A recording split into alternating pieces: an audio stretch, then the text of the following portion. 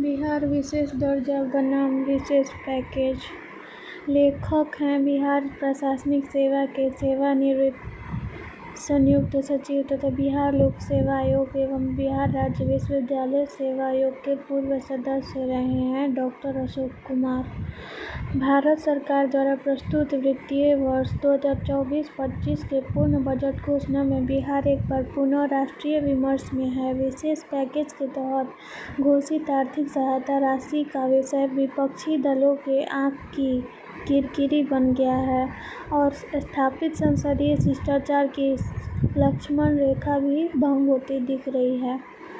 वर्ष 2005 के नवंबर में जब भाजपा के सहयोग से नीतीश कुमार मुख्यमंत्री बने तो उन्हें विरासत में राज्य की आर्थिक कमान जर्जर हालत में प्राप्त हुई थी। चूँकि राष्ट्रीय जनता दल का शासन करीब 15 वर्ष राज्य में रहा, इसलिए नीतीश की अगुवाई में विकास के व्यापक दृष्टिकोण को अंजाम देने का वायदा चुनाव में किया गया। राज्य का वित्तीय खजाना खाली था और केंद्र में यूपीए की सरकार थी। वर्ष 2006 में बिहार सरकार ने केंद्र के समक्ष राज्य को विशेष दर्जा प्रदान करने का आग्रह किया, किंतु केंद्र सरकार ने अपने 10 वर्ष के कार्यकाल में कोई कार्रवाई नहीं की। उक्त समय में विशेष राज्य का दर्जा उन लोगों को दिए जाने का प्रावधान था जो सामाजिक, आर्थिक और भौगोलिक आधार पर पिछड़े हुए थे। वैसे तो ऐसे प्रावधान देश के संविधान के किसी अनुच्छेद के अंतर्गत उल्लिखित नहीं है, लेकिन वर्ष 1969 से 5वें वित्त आयोग की सलाह पर इसे लागू किया गया था। वित्त मंत्रालय द्वारा जारी अधिसूचना के अनुसार पहाड़ी एवं दुर्गम भू-भाग वाले प्रदेशों को विशेष राज्य का दर्जा देने का सिलसिला शुरू हुआ। इसके अतिरिक्त इस परिधि में वो क्षेत्र भी समाहित किए गए जहाँ कम जनसंख्या घनत्व या आदिवासी आबादी का बृहद अंश है। पड़ोसी देशों के साथ सीमाओं पर सुरक्षात्मक रणनीतिक स्थिति हो तथा आर्थिक एवं बुनियादी ढांचे का पिछड़ापन और राज्य के वित्तीय गैर व्यवहार प्रकृति शामिल है, वहाँ स्पेशल स्टेटस दिए जाने पर केंद्र सरकार निर्णय लेती रही है। विशेष दर्जा को प्राप्त राज्यों को केंद्र सरकार से जो धनराशि उपलब्ध कराई जाती है उनमें से 90% अनुदान एवं 10% राशि बिना ब्याज वाले कर्ज हुआ करते हैं। इन राज्यों को आयकर, जीएसटी, कस्टम, एक्साइज और कॉर्पोरेट टैक्स में भी काफ़ी छूट मिलती है। इसके अलावा यदि विशेष दर्जा प्राप्त राज्य प्राप्त राशि को समय सीमा में व्यय नहीं करते हैं तो शेष राशि अगले वित्त वर्ष के खाते में व्यय हेतु हस्तांतरित कर दी जाती है। दूसरी ओर सामान्य प्रदेशों को केंद्र सरकार से दी जाने वाली राशि मात्र 30% ही अनुदान स्वरूप प्राप्त होता है। देश में अभी तक कुल 11 राज्यों को केंद्र शासित प्रदेशों की विशेष दर्जा प्रदान किया है। ये राज्य हैं असम, अरुणाचल प्रदेश, तेलंगाना, उत्तराखंड, मेघालय, त्रिपुरा, नागालैंड, सिक्किम, मिजोरम, हिमाचल प्रदेश और मणिपुर। विशेष दर्जा देने के पीछे गाडगिल फॉर्मूले को पैमाना बनाया गया था। विशेष दर्जे के मामले में बिहार सरकार का तर्क था कि इसे दिए जाने से अनुदान की राशि में अधिक वृद्धि होगी। बिहार जैसे प्रदेश को कर में काफ़ी छूट मिलेगी और ऐसी स्थिति आने पर व्यापक रूप से राज्य में निवेशकों का आगमन होगा। दूसरा तर्क यह था कि कर छूट से बची हुई धनराशि से विकास के नूतन द्वार खोले जा सकते हैं। राज्य विशेष दर्जा प्राप्त करने की मुख्य अर्हता में क्षेत्रीय असंतुलन का अभाव एक मुख्य कारक है। करीब 3 वर्ष पूर्व मुख्यमंत्री के नेतृत्व में राज्य के एक सर्वदलीय प्रतिनिधि मंडल ने प्रधानमंत्री से भी मिलकर ज्ञापन सौंपा था। 14वें वित्त आयोग की अनुशंसा के आधार पर और अब उत्तर पूर्व और पर्वतीय राज्यों को छोड़कर किसी भी राज्य को विशेष दर्जा नहीं मिल सकता है। इसी संदर्भ में इस बार के बजट सत्र में प्रारंभ में ही केंद्र सरकार ने बिहार सरकार की दीर्घकालीन मांग को अस्वीकार करते हुए उक्त अध्याय के पन्नों को बंद कर दिया है। विशेष दर्जे की मांग की धार जब कुंद होने लगी तो बिहार सरकार ने दूसरे विकल्प के तौर पर करीब 2 वर्षों से विशेष आर्थिक पैकेज की मांग पर जोर लगाना शुरू कर दिया था। इस क्रम में घोर राजनीतिक बयानबाजी उस समय तेज हुई जब राज्य के मुख्यमंत्री के साथ राजद भी सरकार में शामिल थी। इस संबंध में केंद्र सरकार का रुख सकारात्मक रहा और वर्तमान बजट में जो घोषणा की गई उससे राज्य में खुशी की लहर दौड़ गई है। यद्यपि विशेष वित्तीय पैकेज की परिभाषा यह मानी गई है कि जब कोई राज्य प्राकृतिक विपदा यथा अतिवृष्टि, अनावृष्टि, भूकंप, महामारी, बाढ़ आदि से पीड़ित हो तो मानव के जीवन को सामान्य बनाने हेतु यह मुहैया कराया जाता है। बिहार को करीब 60,000 करोड़ रुपए के इस पैकेज में मिलने पर विपक्ष ने भारत सरकार पर अन्य राज्यों को साथ भेदभाव सहित कुर्सी बचाने का आरोप लगाया है। इसके पीछे एकमात्र कारण यह नहीं है कि बिहार में सत्तारूढ़ दल भाजपा के प्रमुख सहयोगी हैं। इसका कारण यह भी है कि बिहार देश में सबसे पिछड़े राज्यों में से एक है। प्रति व्यक्ति आय सबसे कम होने के चलते बिहार विकास के पिरामिड में सबसे नीचे के पायदान पर खड़ा है। राज्य अपने बुनियादी ढांचे में सुधार हेतु एक निश्चित पहल का हकदार है। एक बिजली परियोजना, कई राष्ट्रीय राजमार्ग, बोधगया, राजगीर, वैशाली और नालंदा में विकास की और अनेक योजनाओं को लागू करने का बजट में प्रावधान किया गया है। केंद्रीय बजट के विशेष पैकेज में बिहार के लिए बाढ़ प्रबंधन एवं सिंचाई से युक्त परियोजनाओं के लिए भी करीब 11,500 करोड़ रुपए की राशि से आर्थिक समृद्धि को बल मिलेगा। इससे बाढ़ के अभिशाप से मुक्ति के साथ साथ सुखाड़ से भी जनता को राहत मिल सकती है। विशेष पैकेज को राजनीतिक निहितार्थ के रूप में देखा जाना दुखद ही नहीं चिंताजनक भी है। राज्य में कल व कारखानों का अभाव है तथा युवाओं को और श्रमिकों में अपनी रोजी रोटी कमाने हेतु निरंतर पलायन की हालत दशकों से है। दुर्भाग्य है कि आज़ादी के बाद से ही केंद्र सरकार ने बिहार की बदहाली पर कभी ध्यान नहीं दिया। ऐसा नहीं है कि बिहार को ही इस बजट में सब कुछ दे दिया है। यद्यपि राज्य की सभी योजनाओं के लिए 60,000 करोड़ रुपए मिलेंगे और बिहार से करीब 4 गुना अधिक धनी राज्य महाराष्ट्र को अकेले एक बंदरगाह परियोजना हेतु 76,000 करोड़ रुपए देने का प्रस्ताव केंद्र सरकार ने दिया है। और गौर करने की बात यह है कि विगत 3 दशकों के आंकड़े बता रहे हैं कि अनेक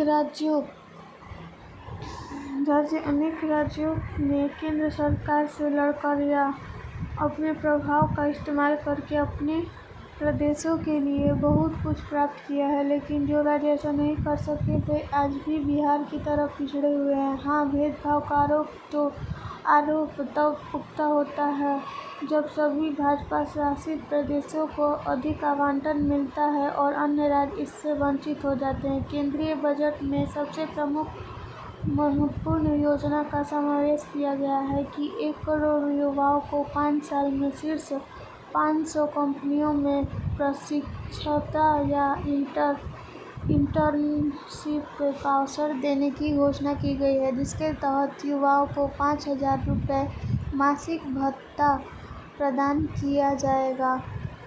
जाहिर है कि दीर्घकाल के बाद ऐसा प्रतीत हो रहा है कि बेरोजगारी की समस्या की गंभीरता को खुले मन से केंद्र सरकार ने स्वीकार किया है। निश्चय ही बिहार राज्य में के युवाओं को भी रोजगार का एक मौका मिल सकेगा। यह भी उल्लेखनीय है कि जो राज्य अपना जो राज्य आज अपने पिछड़ेपन का रोना रोते हैं, उसके लिए राज्य में शासन करने वालों की राजनीतिक प्रतिबद्धता में भारी त्रुटि रही है। ओडिशा देश का ऐसा राज्य है जिसने केंद्रीय सहायता और अपने संसाधनों का भरपूर उपयोग राज्य के विकास में किया।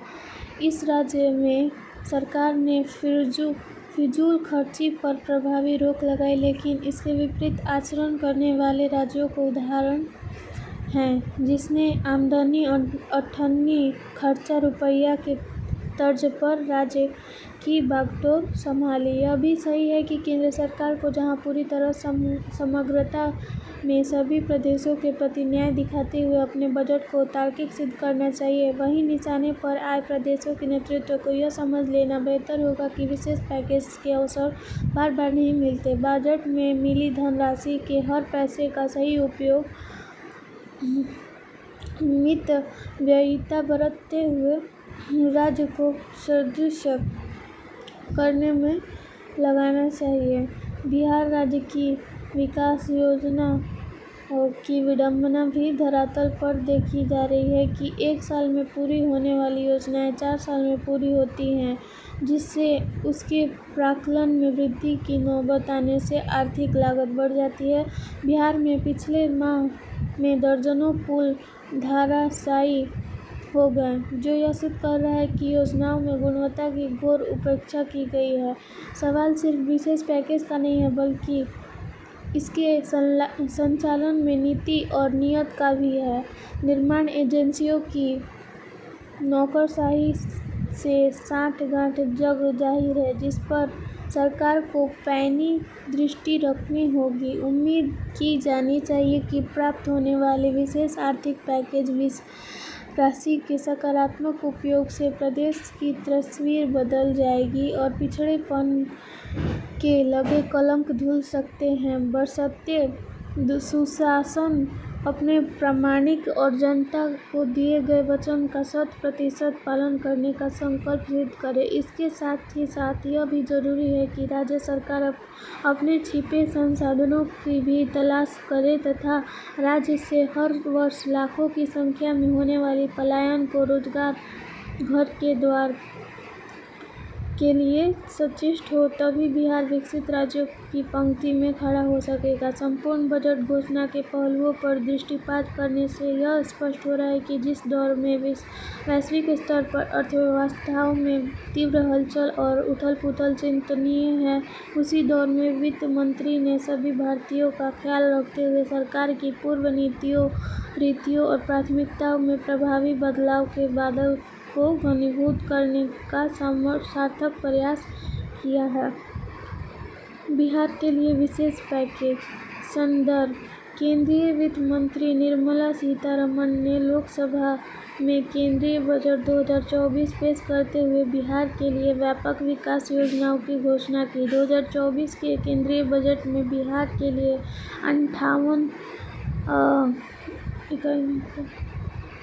58,900 करोड़ रुपए मंजूर किए गए हैं। बिहार में 26,000 करोड़ रुपए की सड़क संपर्क परियोजनाओं की घोषणा की गई है, जिसमें Patna Purnia express way, Buxar Bhagalpur express way और बक्सर में गंगा नदी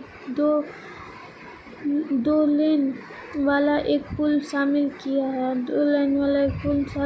है। बिहार के भागलपुर जिले के पीरपैंती में 21,400 करोड़ रुपए की लागत से 2,400 मेगावाट का विद्युत संयंत्र स्थापित किया जाएगा। बिहार को कोसी मेची अंतरराज्यीय संपर्क जैसी परियोजनाओं के लिए त्वरित सिंचाई लाभ कार्यक्रम के अंतर्गत 11,500 करोड़ रुपए की वित्तीय सहायता मिलेगी। पूर्वोदय योजना के तहत झारखंड, पश्चिम बंगाल, ओडिशा और आंध्र प्रदेश के साथ बिहार का व्यापक विकास किया जाएगा। केंद्र सरकार विष्णुपद मंदिर कॉरिडोर, महाबोधि मंदिर कॉरिडोर और नालंदा को पर्यटन स्थल के रूप में विकसित करने में सहायता प्रदान करेगी। केंद्रीय बजट 2024 में बिहार के लिए शेष पैकेज बिहार स्वीकृत कुल निधि 58,900 करोड़ रुपए, 26,000 करोड़ रुपए सड़क संपर्क परियोजनाओं के लिए, 21,400 करोड़ रुपए भागलपुर के पीरपैंती में बिजली संयंत्र की स्थापना 2400 वोल्ट मेगावाट के लिए और 11,500 करोड़ रुपए बाढ़ नियंत्रण उपायों के लिए। पूर्वोदय योजना अन्य पूर्वी राज्यों के साथ साथ बिहार का समग्र विकास। विष्णुपद मंदिर कॉरिडोर, महाबोधि मंदिर कॉरिडोर और नालंदा को पर्यटन स्थल के रूप में विकसित करना, राज्य में नए हवाई अड्डों, मेडिकल कॉलेजों और खेल सुविधाओं के निर्माण पर ध्यान केंद्रित किया जाएगा। बहुपक्षीय विकास बैंकों (एमडीबी) से सहायता में तेजी लाई जाएगी। केंद्र सरकार का बिहार में नए हवाई अड्डे, मेडिकल कॉलेज और खेल सुविधाओं के निर्माण की योजना है। इसके तहत केंद्र सरकार अतिरिक्त वित्तीय सहायता के साथ पूंजी निवेश हेतु प्रोत्साहित करेगी। वित्त मंत्री ने कहा कि बहुपक्षीय विकास बैंकों (एमडीबी) से सहायता के लिए बिहार सरकार के अनुरोध पर शीघ्र कार्रवाई की जाएगी। बिहार का पहला एक्सप्रेसवे। वन विभाग की मंजूरी नहीं मिलने के कारण बिहार के पहले एक्सप्रेसवे का निर्माण कार्य नहीं शुरू हो पा रहा। वन विभाग की निष्क्रियता के कारण बिहार को उत्तर प्रदेश, झारखंड, पश्चिम बंगाल से जोड़ने वाले काशी-कोलकाता एक्सप्रेसवे का निर्माण कार्य नहीं शुरू हो पा रहा। काशी-कोलकाता एक्सप्रेसवे को राज्य के 61वें राष्ट्रीय राजमार्ग (एन